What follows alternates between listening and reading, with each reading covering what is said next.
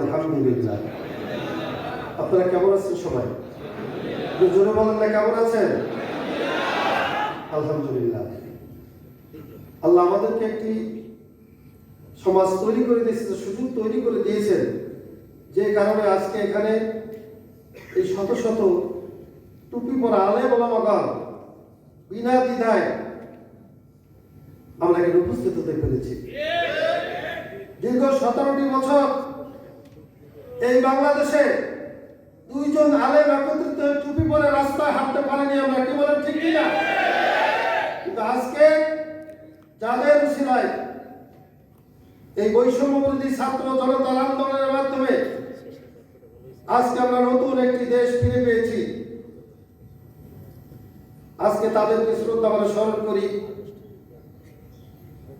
আল্লাহ তাদেরকে জান্নাতের আলা মাকাম দান করুন। আর যারা বিভিন্ন হসপিটালে এখনো অসুস্থ অবস্থায় রয়েছেন, আল্লাহ তাদেরকে সেবা দান করুন। সম্মানিত প্রধান অতিথি, আমি না বললেই নয়, বাংলাদেশের স্বাধীনতার পর থেকে আমরা দেখেছি হজ ব্যবস্থাপনা, প্রতি বছর হজ ব্যবস্থাপনায় কিছু না কিছু ত্রুটি ছিলই।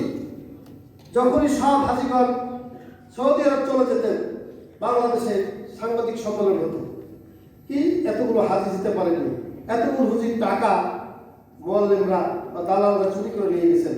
আল্লাহ মেহেরবানি, এই বছর প্রথম এই বাংলাদেশে আমি আমার প্রধান অতিথি এবং বিশেষ অতিথি ধর্ম মন্ত্রণালয়ের উপদেষ্টা এবং ধর্ম সচিব মহোদয় এখানে উপস্থিত আছেন। আমি আর কোনোদিন দেখি নাই যে বছরের মতো এত সুন্দর হজ ব্যবস্থাপনা এই বাংলাদেশ সরকার যেমন করেছেন, সৌদি সরকারও তেমনি ভাবে করেছেন। আলহামদুলিল্লাহ।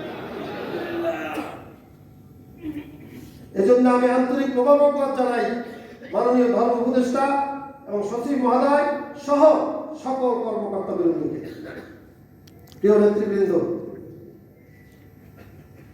আল্লাহর মেহেরবানি যে আমরা সুন্দর একটি পরিবেশে আজকে এই প্রোগ্রামে অংশগ্রহণ করতে পেরেছি।